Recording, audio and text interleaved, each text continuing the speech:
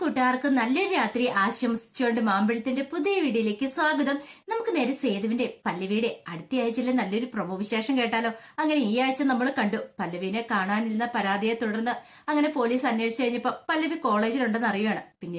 പിന്നീട് കോളേജിലേക്ക് ചെന്ന് കഴിഞ്ഞപ്പോ അവിടുത്തെ റൂം തുറന്നു കഴിഞ്ഞപ്പോ സേതുവും പല്ലവി ഇറങ്ങി വരുവാണ്.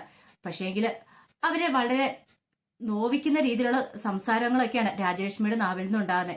ഇതൊക്കെ കേട്ടിട്ട് ശോഭയ്ക്കോ മൂന്ന് ഭാഷ ഒന്നും മിണ്ടാൻ പോലും കഴിഞ്ഞില്ല. കാരണം പല്ലവിയുടെ സേതുവിന്റെ നിപ്പ അങ്ങനെ ഒരു തരത്തിലായിരുന്നു. ആര് കണ്ടാലും സംശയിക്കുന്ന രീതിയിലായിരുന്നു നിൽക്കുന്നത്. പിന്നീട് പല്ലവിയോട് പോലീസുകാർ ചോദിക്കുന്നുണ്ട് എന്താ സംഭവിച്ചെന്നൊക്കെ. പല്ലവി ഉള്ള കാര്യങ്ങളൊക്കെ വ്യക്തമാക്കാണ്. ഇതെല്ലാം ഇന്ദ്രന്റെ കളിയാന്നുള്ളൊരു കാര്യം പല്ലവിക്ക് വ്യക്തമാകുന്നുണ്ട്. അല്ലെങ്കിൽ ഉറപ്പായിട്ടും തങ്ങൾ ഇതിനകത്തിട്ട് പൂട്ടത്തില്ല. രണ്ടുപേരും സംസാരിച്ചുകൊണ്ടിരിക്കുവായിരുന്നു. അപ്പം പുറത്തുനിന്ന് മുറി പൂട്ടണമെങ്കിൽ രമേശ് ചേട്ടനും ഇന്ദ്രനുമായിട്ട് ഒത്തുകളി ഉണ്ടെന്ന് പല്ലവിക്ക് നന്നായിട്ട് മനസ്സിലായി. പിന്നീട് വളരെ വിദഗ്ധമായിട്ട് ഇന്ദ്രൻ പറയാണ്, ഇനിയിപ്പം ഇവളെ ആര് കൂട്ടിക്കൊണ്ട് പോയാലും കുഴപ്പമില്ല, ഞാൻ ഇവളെ കൂട്ടിക്കൊണ്ട് പോയിക്കോളാം. ഇവളെ ഇങ്ങനെ കണ്ടാലും എനിക്ക് കുഴപ്പമില്ല, ഇവളെ എന്റെ ഭാര്യയല്ലേ, ഞാൻ കൊണ്ടുപോയിക്കോളാന്ന് പറയാ. ഇത് കേട്ട് കഴിഞ്ഞപ്പോ രാജലക്ഷ്മി പറഞ്ഞു, കേട്ടില്ലേ എന്റെ മകന്, അവൻ എത്ര വിശാല ഹൃദയനാന്ന് നോക്കിയേ, കണ്ടോ ദേ ഇവളെ ഒരുത്തനെ കൂടെ കയ്യോടെ പിടികൂടിയിട്ട് പോലും ദേ എന്റെ മോന് ഇവളോട് അത്ര സ്നേഹ, അതുകൊണ്ടാ കൂടെ കൊണ്ടാന്ന് പറയുന്നതെന്ന് പറയാം. ഇത് കേട്ടതും പല്ലവി പറഞ്ഞു, എനിക്ക് സമ്മതമല്ലെന്ന് പറയാം. പെട്ടെന്ന് രാജലക്ഷ്മി പറഞ്ഞു, ഓഹോ എന്നിട്ട് നിനക്ക് സമ്മതമല്ലല്ലേ, നിനക്ക് ഇവന്റെ കൂടെ പോയി പുറത്തു തുടങ്ങാനാ സമ്മതമല്ലേ. അങ്ങനെ വരട്ടെ. ഇപ്പൊ കേട്ടില്ലേ മാഡം, പറഞ്ഞത് കേട്ടില്ലേ, ഇവളുടെ സ്വഭാവം ഇതാ. ഇതുകൊണ്ടാണ് ഇവൾ ആദ്യ രാത്രി തന്നെ ഇത് എന്റെ മോനെ ഉപേക്ഷിച്ച് അവിടെ നിട്ടിറങ്ങിയെന്ന് പറയാം. പെട്ടെന്ന് സേതു പറഞ്ഞേ, അനാവശ്യം പറയരുത് കേട്ടോ എന്ന് പറയാം. ഞങ്ങള് എങ്ങനെ ഇതിനകത്ത് അകപ്പെട്ടെന്നുള്ള കാര്യം മിക്കവാറും ഇന്ദ്രനെ ഒന്ന് എടുത്തിട്ട് കുടഞ്ഞ അറിയാവുന്ന കാര്യമുള്ളെന്ന് പറയാം. അങ്ങനെ അങ്ങോട്ടും ഇങ്ങോട്ടും തർക്കം നടക്കുന്ന സമയത്ത് പല്ലവി പറഞ്ഞു, ഇനിയിപ്പൊ ഞാൻ ആരുടെയും കൂടെ വരാനായിട്ട് ഉദ്ദേശിക്കുന്നില്ല. എനിക്കൊരു ജീവിതം ഉണ്ടെങ്കിൽ അത് സേതുവേണ്ട കൂടെ ആയിരിക്കും. ഞാൻ സേതുവേണ്ട ജീവനുമല്ല സ്നേഹിക്കുന്നു പറഞ്ഞ് ആ കയ്യിലേക്ക് അങ്ങോട്ട് പിടിക്കുകയാണ്. എല്ലാവരും ഒരു നിമിഷം അന്തം വിട്ടു നിന്ന്. ശോഭയും മൂന്നമാഷും എന്താ ഈ കേട്ടെന്ന് പോലും അവർക്ക് ഒരെത്തും പിടിയും കിട്ടിയില്ല. കാരണം പല്ലവി ഇങ്ങനെ ആദ്യമായിട്ടാണ് ഇങ്ങനെയൊക്കെ സംസാരിക്കുന്നത്. അത് അച്ഛന്റെ അമ്മയുടെ മുന്നിൽ വെച്ചിട്ട് പല്ലവി ആ കയ്യിലേക്ക് ഇങ്ങ് പിടിച്ചിട്ട് പറഞ്ഞു, ബാ സേതുവേട്ടാ, ഞങ്ങൾ പ്രായപൂർത്തി ആയവരാണ്. ഈ സമയം രാജലക്ഷ്മി പറഞ്ഞു, അങ്ങനെ അങ്ങോട്ട് പോകാൻ വരട്ടെ, എന്റെ മകന്റെ ഭാര്യ എപ്പോഴും നീ നിയമപരമായിട്ട്. ഇത് കേട്ടതും പല്ലവി പറഞ്ഞു, അത് റെക്കോർഡിക്കലായിട്ടല്ലേ, അല്ലാതെ ഞങ്ങൾ തമ്മിൽ ഞാനും അയാളും തമ്മിൽ ഒരു ബന്ധവുമില്ല. ദേ നിങ്ങളുടെ മകൻ കിട്ടിയ താലി ഞാൻ അങ്ങോട്ട് ഊരി തന്നിട്ടുണ്ട്. ഇനി ആ പേരും പറഞ്ഞിട്ട് എന്റെ പുറകെ വന്ന് എന്നെ ശല്യം ചെയ്താണ്ടല്ലോ എന്നും പറഞ്ഞിട്ട് സേതുവിന്റെ കൈയും പിടിച്ചാൽ അങ്ങോട്ട് പോവാണ്. ഈ സമയം മൂന്ന് ഭാഷ പല്ലവി എന്നൊക്കെ വിളിക്കുന്നുണ്ട്. പക്ഷെ പല്ലവി നിൽക്കാനായിട്ട് കൂട്ടാക്കിയില്ല. ഈ സമയം രാജലക്ഷ്മി പറഞ്ഞു, കണ്ടില്ലേ അവളുടെ അഹങ്കാരം കണ്ടില്ലേ, ഇപ്പം മാഡത്തിന് മനസ്സിലായില്ലേ എന്താ സംഭവം എന്നുള്ളത്. ഇത് കേട്ടതും എസ് ഐ പറഞ്ഞു, എനിക്ക് ഇവന് നല്ല സംശയമുണ്ട്, ഈ ഇന്ദ്രനെ ഇവനെ എടുത്തിട്ടൊന്ന് കൊടയുവാണെങ്കിൽ മിക്കവാറും സത്യാവസ്ഥയൊക്കെ പുറത്തു വരും. പിന്നീട് രമേശിനോട് പറഞ്ഞു, സത്യം പറയടാ, നീ അല്ലടാ അവര് മുറിയിലുണ്ടായിരുന്ന സമയത്ത് മുറി പൂട്ടിയെന്ന് ചോദിക്കുക. ഇത് കേട്ട് രമേശൻ പെട്ടെന്ന്, അയ്യോ മാഡം ഞാനാ മുറി പൂട്ടിയത്, പക്ഷെ എനിക്ക് അറിയില്ലായിരുന്നു അവരതിനകത്തുണ്ടെന്നുള്ള കാര്യം. സത്യം പറഞ്ഞു, അതാ നിനക്ക് നല്ലതെന്ന് പറയാണ്. പെട്ടെന്ന് അയാൾക്ക് മനസ്സിലായി ഇനിയിപ്പം എന്തേലും പറഞ്ഞു പോയിട്ടുണ്ടെങ്കിൽ ഇന്ദ്രൻ തന്നെ കൊല്ലൂ എന്നുള്ള കാര്യം മനസ്സിലായി. അതുകൊണ്ടൊന്നും പറയാതിരിക്കുന്ന ബുദ്ധി. എന്റെ പൊന്നു മാഡം എനിക്കൊന്നും അറിയത്തില്ല, ഞാൻ സാധാരണഗതിയിൽ സാധാരണ പൂട്ടുന്ന പോലെ തന്നെ എന്നും വന്ന് റൂം പൂട്ടിയിട്ട് പോയത്, പക്ഷെ ഇവരതിനകത്തുണ്ടെന്നുള്ള കാര്യം എനിക്ക് അറിയില്ല എന്ന് പറയണം. ഈ സമയം എസ് ഐ പറഞ്ഞു, എപ്പോഴേലും നിന്റെ കള്ളത്തരങ്ങളൊക്കെ ഞാൻ പുറത്തു കൊണ്ടുവന്നാളാം. അതേ കാലം രണ്ടുപേർക്കും ഈ കള്ളത്തരം കാണിച്ചിരിക്കാൻ പറ്റത്തില്ല. എന്തായാലും ഇതിനെക്കുറിച്ച് ഞാനൊരു അന്വേഷണം നടത്തുന്നുണ്ടെന്ന് പറയാം. തൽക്കാലത്തേക്ക് നീയൊക്കെ രക്ഷപ്പെട്ടെന്ന് പറയാം. പിന്നീട് ഇന്ദ്രനെ അങ്ങോട്ട് വിട്ടേക്കാനായിട്ട് എസ് ഐ പോലീസുകാരനോട് പറയണം. ഈ സമയം രാജലക്ഷ്മി നേരെ ശോഭയുടെ അടുത്തേക്ക് നിന്നിട്ട്, ഇപ്പൊ സമാധാനമായല്ലോ, മോള് കണ്ടില്ലേ അവന്റെ കൈയും പിടിച്ച് പോയ പോക്ക് കണ്ടില്ലേ, ഇങ്ങനെ തന്നെ വേണം നിനക്ക്.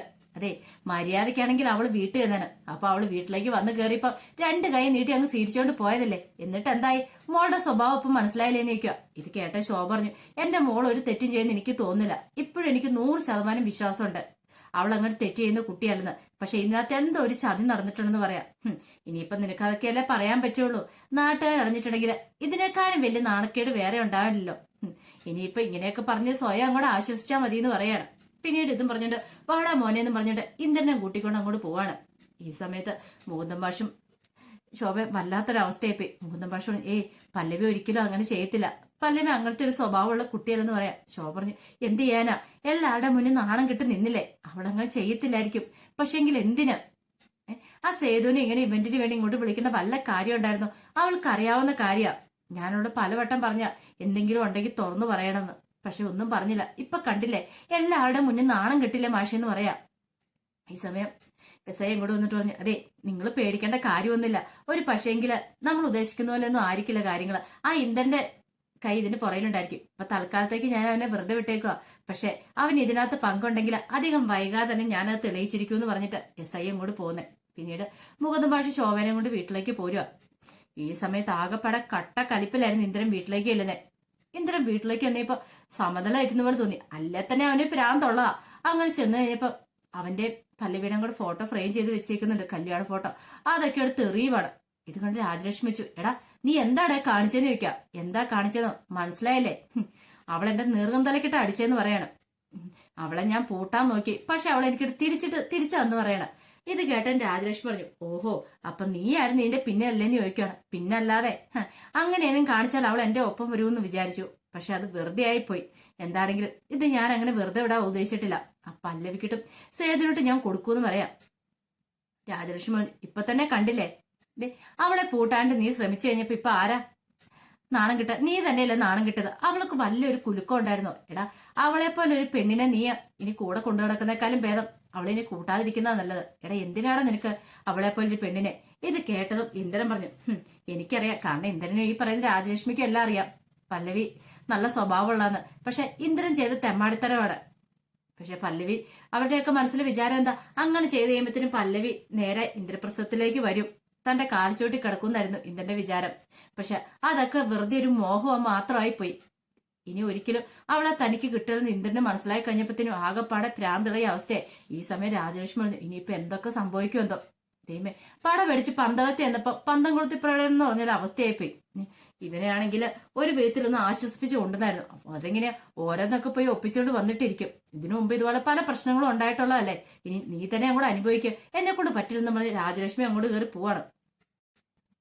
പിന്നീട് പല്ലവിനെയും കുട്ടിക്കോട് ചെയ്തു പോവാ. ഈ സമയത്തൊക്കെ പല്ലവിയുടെ മോഹമാണ് കരഞ്ഞ പോലെ ഇരിക്കുന്ന. പല്ലവിക്ക് ആ ഒരു നിമിഷത്തെ അതിലങ്ങോട്ട് പറഞ്ഞു പോയതാണ്, പിന്നത്തെ കുറിച്ചൊന്നും ചിന്തിച്ചിട്ട് പോലും ഇല്ല.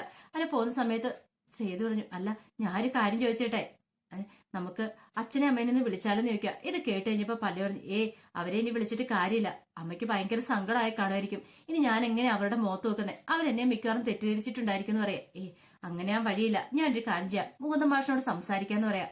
വേണ്ട സേതുവേട്ടാ, സംസാരിക്കണ്ട. അമ്മ എന്താണെങ്കിലും ഇനി പഴയ പോലെ എന്നോട് ആ ഒരു അടുപ്പ് ഇപ്പൊ കാണിക്കാൻ വഴിയില്ല. അമ്മയുടെ മനസ്സിൽ എന്നോട് ചിലപ്പോൾ ദേഷ്യം ഉണ്ടായിരിക്കും എന്ന് പറയാം. അങ്ങനെയൊന്നും വരാൻ വഴിയില്ല, അതൊക്കെ പല്ലവിയുടെ വെറുതെ തോന്നല് മാത്രമാണെന്ന് പറയാം. ഇല്ല എന്ന് പറയാം. ഒരു കാര്യം ചെയ്യാം സേതുണ്ണി, വണ്ടി ഒന്ന് എവിടെയും സൈഡ് നിൽക്കാവോ, എനിക്ക് കുറച്ചു നേരം സംസാരിക്കാനുണ്ടെന്ന് പറയാം. അങ്ങനെ സേതുവും പല്ലവി അവിടെ വണ്ടി നിർത്തിയിട്ട് കൂടെ സംസാരിക്കുക. പല്ലവി പറഞ്ഞു, ഞാൻ അപ്പോഴത്തെ ഒരു ആവേശത്തിൽ പറഞ്ഞു പോയതാ, കാരണം എനിക്കറിയായിരുന്നു അത് ഇന്ദ്രന്റെ പ്ലാനാന്നുള്ള കാര്യം. അവൻ എന്നെ വീണ്ടും അങ്ങോട്ട് കൊണ്ടുപോകാനായിരുന്നു പുറപ്പാട്.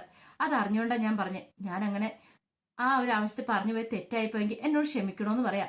ഇത് കേട്ട സേതു പറഞ്ഞു, ഇതെന്താ പല്ലവി നീ ഇങ്ങനെയൊക്കെ സംസാരിക്കുന്നേ, അങ്ങനെയൊന്നും വിചാരിക്കുക പോലും ചെയ്യലെന്ന് പറയാണ്. പല്ലവി പറഞ്ഞു, അല്ല ഞാൻ എങ്ങനെയൊക്കെ പറഞ്ഞത്, ഞാൻ സേതുവിന്റെ അനുവാദം പോലും ചോദിക്കാതെ അങ്ങനെയൊക്കെ പറഞ്ഞെന്ന് പറയാം. ഇത് കേട്ടതും സേതു പറഞ്ഞു, അതൊന്നും കുഴപ്പമില്ലെന്ന് പറയാം. പല്ലവി പറഞ്ഞു, ഇനിയിപ്പോ എങ്ങോട്ട് പോകണം, എന്ത് ചെയ്യണമെന്ന് എനിക്കറിയില്ല, അതൊന്നും ഓർത്ത് നീ വിഷമിക്കണ്ട. നീ എൻ്റെ കൂടെ ധൈര്യമായിട്ട് പോരെ. അല്ല ഇന്നലെ രാത്രി ഒരു ദിവസം എൻ്റെ കൂടെ കഴിഞ്ഞിട്ട് ഒന്നും സംഭവിച്ചല്ലോ, നിനക്ക് എന്നെ വിശ്വാസം ഇല്ലേന്ന് ചോദിക്കാം. എനിക്ക് സേതുവേട്ടനെ വിശ്വാസമാണ്, സേതുവേട്ടൻ്റെ കൂടെ എവിടെ വേണേ പോകാനും എനിക്ക് സമ്മതമാണെന്ന് പറയാണ്. പിന്നീട് സേതു അന്ന് ശരി, ഇപ്പൊ നമുക്ക് ആ വാടക വീട്ടിലേക്ക് പോകാന്ന് പറയാണ്. അവര് നേരത്തെ താമസിച്ചുകൊണ്ടിരുന്നത്. അങ്ങനെ പല്ലവീനെയും കൂട്ടിക്കൊണ്ട് അങ്ങോട്ട് ചെല്ലുവാണ്. ഈ സമയം മിത്രനും ശ്രീഹരിയൊക്കെ അവിടെ ഉണ്ടായിരുന്നു. അങ്ങനെ പല്ലവീനെയും കൊണ്ട് ചെല്ലുന്നുണ്ടപ്പോ മിത്രൻ ചോദിച്ചു, അല്ല സേതു നീ ഇന്നലെ എവിടെയായിരുന്നു, നിന്നെ എത്രയോ വട്ടം വിളിച്ചു, എന്നിട്ട് ഫോണിൽ പോലും കിട്ടിയില്ലോ എന്ന് പറയാണ്. ഇത് കേട്ട സേതു ഒന്നും മിണ്ടിയില്ല. എന്താടാ സേതു, നിന്റെ മുഖം എന്താ വല്ലായിരിക്കണം എന്ന് ചോദിക്കും. ഒന്നുമില്ലെന്ന് പറയാം. എന്തോ കാര്യമായിട്ട് പ്രശ്നമുണ്ട്. അല്ല ഇതെന്ത് പറ്റി? പല്ലവിയുടെ സാരി കയറിയിരിക്കുന്നു, പിന്നെ സേതുവിന്റെ ഷർട്ട് പല്ലവി ഇട്ടേക്കുന്നതും കണ്ടു. പിന്നീട് അവിടെ നടന്ന കാര്യങ്ങളെല്ലാം പറയുവാണ്. ഇതെല്ലാം കേട്ട് കഴിഞ്ഞപ്പോ പെട്ടെന്ന് തന്നെ മിത്രം, ദൈവമേ അന്നെങ്കിൽ ഇതാ ഇന്ദ്രന്റെ പണിയായിരിക്കും, ഉറപ്പായിട്ട് അവനായിരിക്കും ഇതിന്റെ പിന്നെ പ്രവർത്തിച്ചിരിക്കുന്നത്, അല്ലാതെ മറ്റാരും ഇങ്ങനത്തെ ഒരു പണി ചെയ്യത്തില്ലെന്ന് പറയാ. ശ്രീഹരി മല ശരിയാ, അവനൊന്ന് എടുത്തിട്ട് കുടയുവാണെങ്കിൽ സത്യാവസ്ഥ മനസ്സിലാക്കാന്ന് പറയാം. സേതു പറഞ്ഞു, ഇപ്പോഴെന്താളും അതിനൊന്നും പോകണ്ടെന്ന് പറയാം, പല്ലവിനെ സുരക്ഷിതമായിട്ട് എവിടെയെങ്കിലും എത്തിക്കണമെന്ന് പറയാം. ഇത് കേട്ടത് മിത്രം പറഞ്ഞു, ഇനി ഇപ്പൊ എവിടെ എത്തിക്കാനാ, നീയല്ല അവളെ കൂട്ടിക്കൊണ്ട് വന്നേ, അവളുടെ പൂർണ്ണ ഉത്തരവാദിത്വം ഇനി നിനക്കായിരിക്കും. ഇനിയിപ്പൊ പോലീസുകാരുടെ മുന്നിൽ വെച്ച് നീ അവളെ കൊണ്ടുവന്നോണ്ട് അവൾക്ക് എന്തെങ്കിലും സംഭവിച്ചാൽ പോലും ഉത്തരവാദിത്വം നീയാ, അല്ലെങ്കിൽ തന്നെ നീ അവളെ എവിടെ കൊണ്ടുവിടാൻ പോവാ? ഒന്ന് ഓർത്തു വെക്കേ. ഇനിയിപ്പൊ അവൾ ഇവിടുന്ന് വിട്ടിട്ടുണ്ടെങ്കിൽ, ആ ഇന്ദ്രൻ എന്തെങ്കിലും ചെയ്തിട്ടുണ്ടെങ്കിൽ ആ കുറ്റം നിന്റെ തലയിലേക്കായിരിക്കും വരാൻ പോണേന്ന് പറയാം. ഈ സമയം സേതു പറഞ്ഞു, അതെ ഒരു കാര്യം ചെയ്യാം, പല്ലവി ഇവിടെ നിൽക്കട്ടെ എന്ന് പറയാം. പല്ലവിയോട് ചോദിച്ചു, അല്ല എന്റെ കൂടെ നിൽക്കുന്നതിന് കുഴപ്പമുണ്ടെന്ന് നിൽക്കാം. എനിക്കൊരു കുഴപ്പമില്ലെന്ന് പറയാം. പിന്നീട് സേതു ഒരു കാര്യം ചെയ്യാം, ഇവിടെ നിൽക്കുക, ഞാൻ പോയി പല്ലവിക്കുള്ള സാരിയൊക്കെ മേടിച്ചോണ്ടിരുന്നത്, കാര്യം ഡ്രസ്സ് വേണമല്ലോ. ഡ്രസ്സൊന്നും ഇല്ല, പല്ലവിയുടെ സാരി കത്തിയിട്ടുണ്ടായിരുന്നല്ലോ. അങ്ങനെ സേതു പല്ലവിക്ക് വേണ്ടി ഡ്രസ്സൊക്കെ വാങ്ങിച്ചുകൊണ്ട് വരുവാണ്. അങ്ങനെ അതെല്ലാം ശേഷം പല്ലവി ഡ്രസ്സൊക്കെ മാറിയിരിക്കുക. ഈ സമയത്ത് മിത്രട്ടൻ എന്ത് ചെയ്യുക, അവർക്ക് രണ്ടുപേർക്ക് കോഫിയൊക്കെ എടുത്തിട്ട് കൊടുക്കുവാണ്. പല്ലവിക്കാണ് വല്ലാത്ത വീർപ്പുമുട്ടല, വീട്ടിലെ അവസ്ഥ ഓർത്തിട്ട്, അച്ഛന്റെ അമ്മയുടെ കാര്യമൊക്കെ ഓർത്തിട്ട്. ഈ സമയം മിത്രട്ടൻ പറഞ്ഞു, പേടിക്കൊന്നും വേണ്ട, കുഴപ്പമൊന്നും ഇല്ലാന്ന് പറയണ. അപ്പോഴാണ് ശ്രീഹരിയുടെ വരവ് അങ്ങോട്ട് പൊന്നുമടത്തിന്ന്. ശ്രീഹരി വന്നിട്ട് ചോദിച്ചു, സേതുവേട്ടൻ എന്ത് പരിപാടിയാ കാണിച്ചേ, ഇന്നലെ രാത്രി എവിടെ പോയതാന്ന് ചോദിക്കും. അല്ല അത് പിന്നെ ഞാന് കാര്യം പറ സേതുവേട്ടാ. പിന്നീട് അവിടെ നടന്ന കാര്യങ്ങളൊക്കെ പറയണം. എന്നെ എത്ര വട്ടം പൂർണ്ണിമേച്ച് വിളിച്ചെന്നറിയാവോ, എത്ര വട്ടം വിളിച്ച സേതുവേട്ടൻ എവിടെയാ എന്നാക്കി ചോദിച്ചോണ്ട് ഞാൻ എന്ത് പറയാനാ. അതുപോലെ തന്നെ അച്ഛനും വിളിച്ചു, എനിക്ക് എന്തേലും അറിയാമെങ്കിലല്ലേ പറയാൻ പറ്റുള്ളൂ. ആകെപ്പാടെ എനിക്കും അങ്ങോട്ട് ടെൻഷനായി പോയെന്ന് പറയാം. പിന്നീട് കാര്യങ്ങളൊക്കെ അറിഞ്ഞപ്പോ ശ്രീഹരി പറഞ്ഞു, ഇത് അയാളുടെ പണിയായിരിക്കും, ആ ഇന്ദ്രന്റെ, അവനായിരിക്കും ഇതിന്റെ പിന്നിൽ ചതിയുടെ പുറയില്. പിന്നീട് സേതുവിനെ അങ്ങ് വിളിച്ച് മാറ്റി നിർത്തിക്കൊണ്ട് ചോദിച്ചു, അല്ല സേതുവേട്ടാ കുഴപ്പമൊന്നും ഇല്ല അല്ലേന്ന് ചോദിക്കാം. എന്ത് കുഴപ്പം? അല്ല ഇന്നലെ ഒന്നിച്ചിരുന്നിട്ട് നിങ്ങൾ പ്രണയം തുറന്നു പറഞ്ഞെന്ന് ചോദിക്കാം. ഒന്നും മിണ്ടാതെ പൊക്കോ, മനുഷ്യൻ ആകെപ്പാട് തീ പിടിച്ചിരിക്കുമ്പോഴാണ് അവന്റെ ഒരു പ്രണയം പറയണേ. അതെ ഞാൻ പറഞ്ഞാൽ എന്താ തെറ്റിരിക്കുന്നത്, ഞാനുള്ള കാര്യമല്ലേ പറഞ്ഞെന്ന് ചോദിക്കും. എന്താണെങ്കിലും പല്ലവി ചേച്ചിക്കെങ്കിലും പറയാൻ തോന്നിയില്ല തുറന്ന്. പല്ലവി ചേച്ചി സേതുവേട്ടന്റെ കൂടെ വന്നത് നന്നായെന്ന് പറയാ. ഒരു കണക്കിന് സേതുവേട്ടന് തന്റെ പ്രണയം തുറന്നു പറയേണ്ട വന്നില്ലോ, അതിനു മുമ്പ് തന്നെ പല്ലവി ചേച്ചി കൂടെ വന്നില്ലേന്ന് ചോദിക്കുക. ഈ സമയമാണ് ശ്രീഹരിയുടെ ഫോണിലേക്ക് അച്ചുവിന്റെ കോള് വരുന്നത്. എന്തേ അവിടുന്ന് വിളിക്കുന്ന അച്ചുവെ വിളിക്കുന്ന പൊന്നുമടത്തിന്ന്, ഞാൻ എന്താ പറയണ്ടേന്ന് ചോദിക്കുക. ഇത് കേട്ട് സേതു പറഞ്ഞു, ഞാൻ ഇവിടെ വീട്ടിലുണ്ടെന്ന് മാത്രം നീ പറഞ്ഞാൽ മതി എന്ന് പറയാം. അങ്ങനെ അച്ചു വിളിച്ചു കഴിഞ്ഞപ്പോ ശ്രീഹരി പറഞ്ഞു, അതെ സേതുവേട്ടൻ ഇവിടെ വീട്ടിലുണ്ടെന്ന് പറയാണ്. ശരിയെന്ന് പറഞ്ഞിട്ട് അച്ചു ഫോൺ വെച്ചു. അതിനുശേഷം പൂർണ്ണിമയോട് പറഞ്ഞു, അതെ സേതുവേട്ടൻ അവിടെ വീട്ടിലുണ്ട്, കുഴപ്പമൊന്നുമില്ല, അമ്മ വെറുതെ ടെൻഷൻ അടിക്കണ്ടെന്ന് പറയാണ്. ഈ സമയത്താണ് പ്രതാപൻ അങ്ങോട്ട് വരുന്നത്. പ്രതാപം വന്നിട്ട് എല്ലായിടത്തും ഫ്ലാഷ് ആയിട്ടുണ്ടായിരുന്നു ആ കാര്യം. പ്രതാപം വന്നിട്ട് ചോദിച്ചാൽ, അല്ല കാര്യങ്ങളൊന്നും അറിഞ്ഞില്ലേ നിൽക്കും. എന്ത് കാര്യം? ആ സേതു ഒരു പെണ്ണിനെ വിളിച്ചോണ്ട് വന്നിട്ടുണ്ട്, ഒരു ടീച്ചർ. അവളാണെങ്കിലോ രണ്ടാം ഘട്ടം എന്ന് പറഞ്ഞാൽ ആദ്യത്തെ കല്യാണം കഴിഞ്ഞ് ആദ്യ രാത്രി തന്നെ ആ വീട് വിട്ട് ഇറങ്ങിയതാ. എന്നിട്ട് അവളെയും കൂട്ടിക്കൊണ്ട് സേതു വന്നിരിക്കുന്നത്. അതോ ഇന്നലെ രണ്ടുപേരെയും കൂടെ കോളേജിൽ നിന്ന് പിടിച്ചെന്ന് പോലും. അങ്ങനെ എല്ലാ കഥകളും അങ്ങോട്ട് പറയുവാണ്. ഇത് കേട്ട് കഴിഞ്ഞപ്പോ അച്ചു പറഞ്ഞു, സേതുവേട്ടൻ അങ്ങനെയൊന്നും ഒരിക്കലും ചെയ്യുന്നവരല്ല എന്ന് പറയണം. ഇതും പറഞ്ഞോണ്ടിരുന്നോ, ഇപ്പാണ്ടെ രണ്ടും കൂടെ ആ സേതുവിന്റെ വീട്ടിലുണ്ടെന്ന് അറിയാൻ കഴിഞ്ഞെന്ന് പറയാം. പൂർണ്ണിമയ്ക്ക് പെട്ടെന്ന് എന്ത് ചെയ്യണമെന്ന് അറിയത്തില്ല. ഒരു പക്ഷെ സേതു അങ്ങനെ ഒരിക്കലും ചെയ്യുന്നവനല്ല, എന്തോ എവിടെയോ എന്തോ ഒരു കളി നടന്നിട്ടുണ്ട്. ഈ സമയം ഋതു ഇറങ്ങി വന്നിട്ട് പറഞ്ഞു, അയാളല്ലേ, അയാൾ ഇതല്ല ഇതിലപ്പുറത്തേം പണി ചെയ്യുന്നവനാന്ന് പറയാ. പെട്ടെന്ന് അച്ചു പറഞ്ഞു, ഋതു നീ ആവശ്യമില്ലാത്ത കാര്യത്തിൽ കേട് ഇടപെടല്ലേ കേട്ടോ, നീ കണ്ടിട്ടില്ലാത്ത കാര്യമല്ലേ, പിന്നീട് അതിനെക്കുറിച്ച് അഭിപ്രായം ഒന്നും പറയാൻ വരണ്ടെന്ന് പറയാണ്. ഈ സമയം പൂർണ്ണിമയ്ക്ക് ഒരു സമാധാനം കിട്ടിയില്ല. പൂർണ്ണിമ എന്തിയോ ഇങ്ങനെ ആലോചിക്കുക, ഒരു പക്ഷെങ്കിൽ സേതു ആ പെൺകുട്ടി അവിടെ, ഒരു പക്ഷെ സേതു ഇവിടെയാണ് വന്ന് നിൽക്കേണ്ടേ.